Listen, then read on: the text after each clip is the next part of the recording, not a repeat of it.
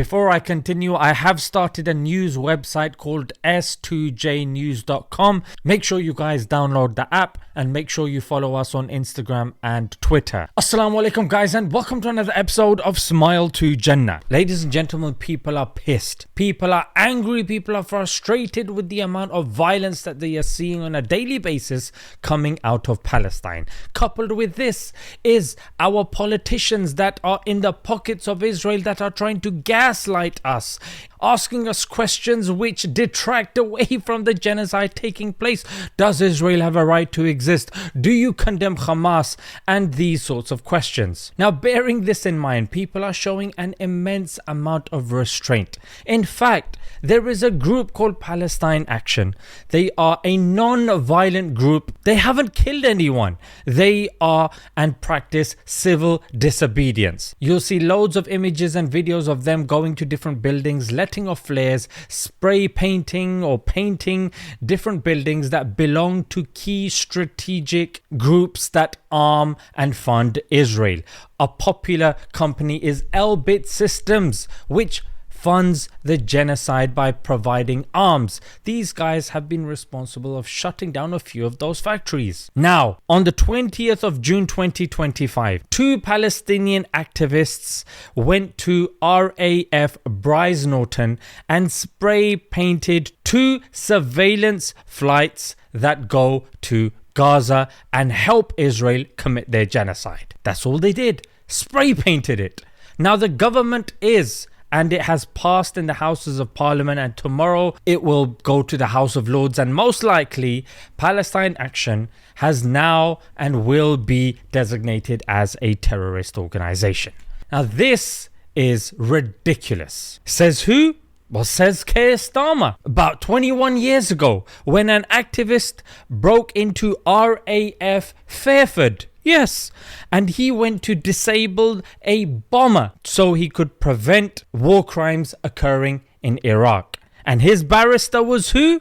None other than the current Prime Minister of the UK. Yes, and he was trying to put forward that this is not terrorism. Well, plain hypocrisy, ladies and gentlemen, because a similar thing has happened today, but they just went and sprayed it and left. But because they are hurting the Israelis in their pocket, and because they are highlighting the complicit nature of the UK with Israeli war crimes, this, ladies and gentlemen, is their true crime. So now you can get 14 years in prison for wearing a Palestine Action t-shirt and wearing a badge. Ladies and gentlemen, what is going on? Here you guys can see Palestine Action, two actionists released after they shut down Guardtech, subcontractors of Israel's biggest weapons producer. Israeli planes involved in the bombing of Gaza have landed at least 9 times in the UK during the genocide. Each time they landed at the RAF Brize Norton. So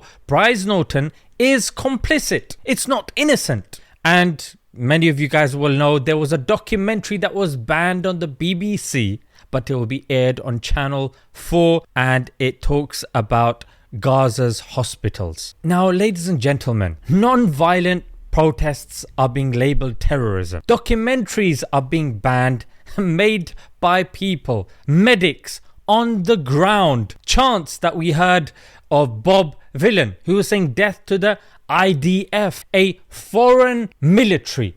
But it's been criminalized over here. His company has been forced to drop him. His tour dates have been cancelled. He's been cancelled. Why? Because he dared to speak out against the Israeli military. We know what happened to Gary Lineker because he accidentally retweeted an emoji of a rat. That was enough for him. Ladies and gentlemen, what is Israel doing to these countries? I don't understand. And why are these people allowing this to happen to their country? A lot of people are referring to Nelson Mandela. They say he has a statue in Parliament Square, but once upon a time he was labelled as a terrorist. So just because somebody is labelled as a terrorist doesn't make them a bad person. Okay, This woman said something interesting. Her name is Ella Chowns. She said she voted against prescribing Palestine Action, and she will mention something very crafty and subtle that was done by the government when voting on this. The House of Commons has just voted on the government's motion to proscribe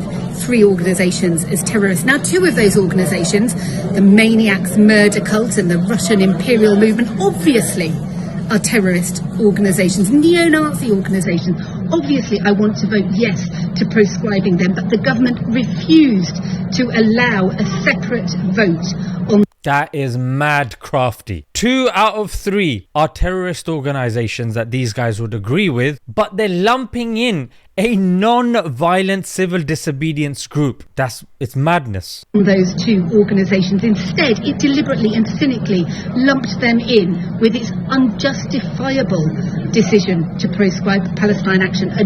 And then she goes on to say she still voted no. They were told yesterday that they've had at least 1,000 new recruits since the ban was announced. Must be even more now. Okay, Diane Abbott also made a good point. On the question of Palestine Action, the Minister will be aware that very many of us in this chamber think that Palestine Action is in a different category from the other 2 organisations she's seeking to prescribe. Good. She's also highlighting that there are 3 organizations. A lot of people won't know this. They'll think, oh, yeah, it was only one organization. No. And can I ask him, is he aware that several UN special rapporteurs, including those protecting human rights, say that they have contacted the UK government to say that acts of protest that damage property but are not intended to kill or injure people should not be treated as terrorism? Tomorrow, Cage International, they'll be doing their Jummah at the Royal Courts of Justice. What's going on here? Why is it not low? Okay, so yeah, tomorrow the 4th of July, Jummah prayers over there. So that will be interesting. So this was the damage, as you guys can see. A bit of paint, yeah, just to let them know what's going on. But no, that's terrorism. But this, nah. A moral quandary, ladies and gentlemen. Release the hostages. We just don't know. It's a very complicated matter. But this, it's all right. So, yep, 2 actionists released after they shut down Bristol headquarters of Israel's biggest weapons producer. This was very ironic. Carla Denyer, she's a Green MP for Bristol Central. She also voted against prescribing them as a terrorist organization. Today, women MPs wore suffragette sashes to celebrate votes for women won by civil disobedience and celebrated in Parliament's gift shop. And yet now the government is asking us to vote to prescribe Palestine Action, a modern civil disobedience group, as terrorists. We just don't learn from our history, ladies and gentlemen. Yeah, what's the point of learning history if you're just going to repeat the same mistakes? This is very interesting. I want to make sure you guys see their faces. These are the 3 that voted to ban Palestine Action. Rushanara Ali, which Allah knows how she won again, yeah? But it was because a few people stood up in that same area. I think it was East London. And because of that, she capitalized on that. So, yeah, we flopped. And who's this? Who else? Rosina Allen Khan and Tulip Siddiq. Shameless. I hope their communities have words with them. I think this guy made a good point. I understand what terrorism is. I was in London on the 7th of July in 2007. And I watched my community, this city, attacked by real terrorists. And at that point, rightly or wrongly, I decided I was going to Afghanistan to fight the terrorists. And I went because I love this country and I love our democracy and I want to see it. One thing's very interesting. This guy has become an MP, yeah? This guy's supposed to be very intelligent, very smart. He saw something on television and then he acted. Yeah, and he went and committed war crimes over there. Let's be frank. Imagine the simple-minded people of the UK. You know what I mean? Like, the media should be held complicit when it comes to these things, but it's not. Protected. I think today's prescription order against Palestine Action undermines that. And I wish my government wouldn't do it. Thank you very much. And he also said in an extended version, he said that this government is not as extreme as the governments that can come afterwards, like Reform and, you know, the extreme version of conservatism, which is on the rise. So if this is set as a precedent, then this is going to be extrapolated and it's going to be applied to other groups as well. So it is definitely very problematic. And the irony is that people talk about two-tier policing. What two-tier policing? Which Zionist, Jewish, Israeli group have you heard being prescribed as a terrorist organization here in the UK? Who? Which one? Why? Because the Israeli lobby is definitely very much influential here in the UK as well as the US. So let me know if you guys have heard of this group and what do you guys think? Let me know in the comments and I'll see you guys next time. Assalamu alaikum.